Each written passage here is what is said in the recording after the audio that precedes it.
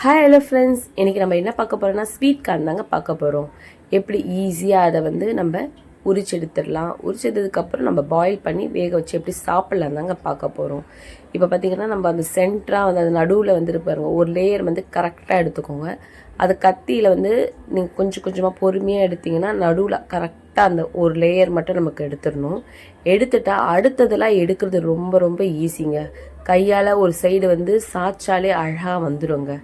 எவ்வளோ ஈஸியாக வருது பார்த்தீங்களா?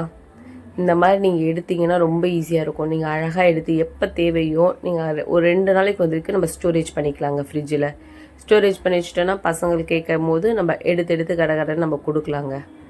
சூப்பராக உரிச்சு எடுத்துகிட்ட பாருங்க.